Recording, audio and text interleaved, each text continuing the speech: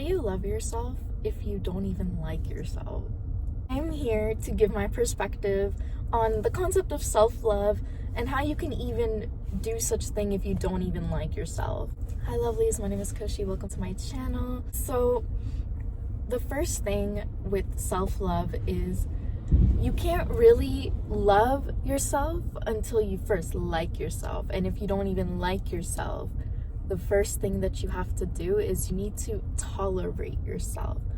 I remember when I would dislike myself so much, I just didn't like anything about myself. It was really difficult for me to even find quality traits within myself because my self-concept was so bad and my self-esteem was through the gutter.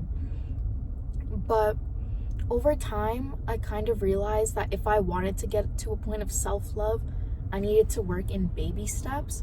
So that meant that I had to start with tolerating myself and just accepting myself for who I am at that given moment. Tolerating yourself gives you the prerequisite that you need to almost accept yourself, because they kind of go hand in hand. Once you start to tolerate yourself more, you can accept the flaws about yourself and the things you need to work on, and even the things that you may naturally be talented in or gifted in, but you don't acknowledge. Your self-judgment towards yourself is causing you to think negatively. And it's honestly not easy, and I struggle with this as well. There are some days where I'm doing a really good job and I feel like I'm being kinder to myself and nicer to myself. But then there are other days where I feel like I've lost all the progress that I made about my self-acceptance and my self-love. It's important to keep your goal and your objective at the forefront of your mind, because then you can remind yourself that, okay, if I want to be better, if I want to be more confident, if I want to improve my self-esteem and love myself, then I need to first be okay with being uncomfortable with myself. A lot of the times, I feel like we tend to perceive ourselves as if someone else is watching us.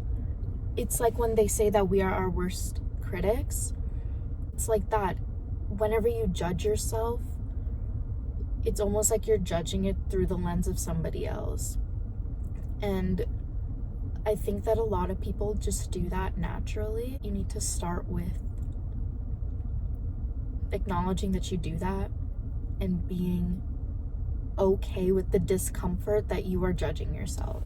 The way that I kind of go about tackling this judgment through the eyes of another person is, if I think like, okay, if I'm judging myself through the eyes of another person, then I need to respond as if I am another person's, meaning that how would I react if someone was saying those things about another person?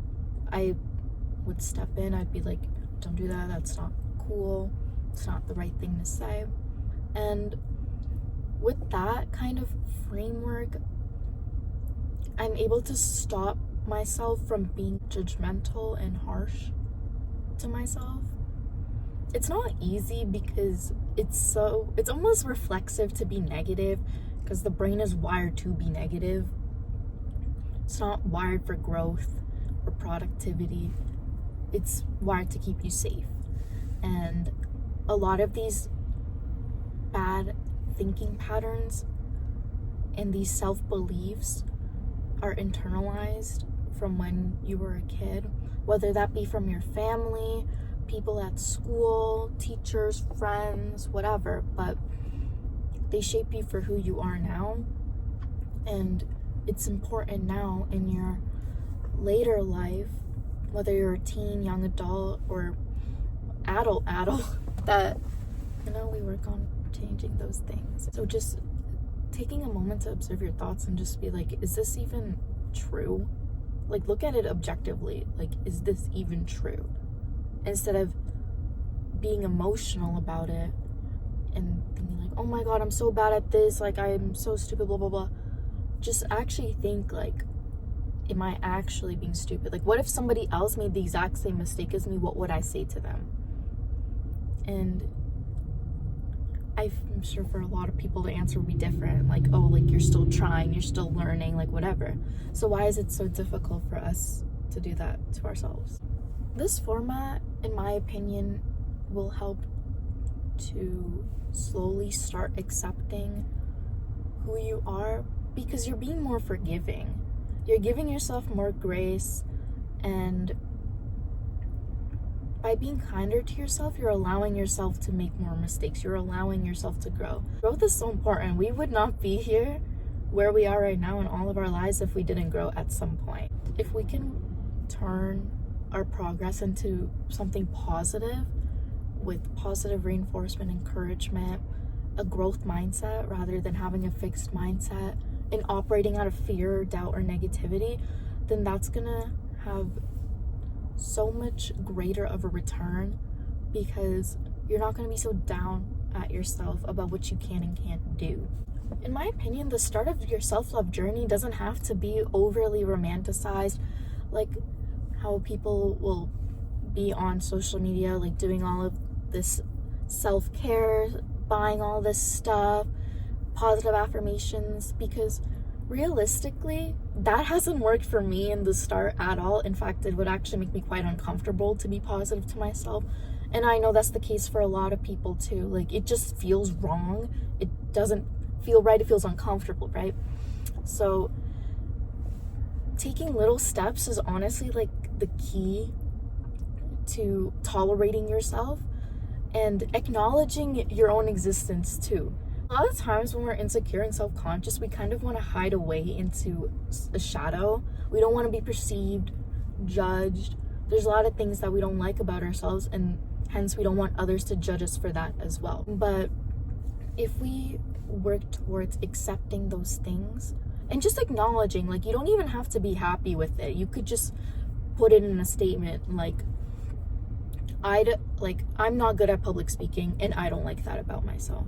Like, even just stating it and acknowledging it is a starting point, because then you can work towards reframing that thought and turning it into something that's less harsh. Just acknowledging who you are in the current moment is freeing in a sense, because you are now putting the thoughts that are in your mind out loud, and you don't have to keep them contained within you. Like, you can, like, they're there, right?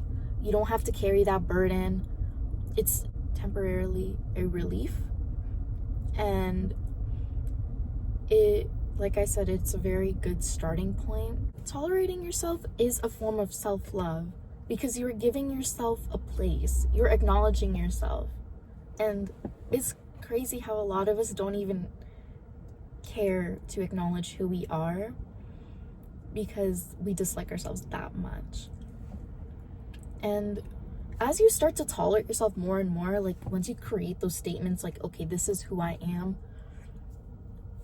my flaws are this, I'm good at this, I'm mediocre at this, and you kind of have a better understanding of who you are, then you can start to accept these things and then make the necessary changes and improvements. My personal interpretation is that self-love is the process of improvement, because you're never gonna reach to a destination. You're always gonna be changing, you're always gonna be improving in your life. So you can't give yourself self-love once you've reached to a certain point. You should be giving yourself self-love and grace throughout your time. From when you're starting at point 0 to going to 1, 3, 6, should be there throughout your journey. And as you go through life and as you do more things, your self-love for yourself will grow. You need to want to do it. To sit in that discomfort of facing yourself first, and then tolerating yourself, eventually accepting yourself, wanting to make that change, making the changes in your life, and then giving yourself grace towards those things. Self-love doesn't have to be loud or flashy. it can just be an inner knowing that you're gonna be okay, that you've got your back no matter if the world is against you, no matter what, because you have yourself at the end of the day. You're with yourself at the end of the day. If you have your own self-support, and if you know that regardless of what happens, that you're going to be able to pick yourself back up and push through it, then I think that's also a form of self-love. But there's always ways to make self-love more positive rather than just acting out of fear and negativity. This video was kind of all over the place, and I hope that there's something that you guys could get out of this, even if there's just one small thing. But I wanted to give my perspective and my thoughts on self-love. Thank you so much for watching. Bye-bye.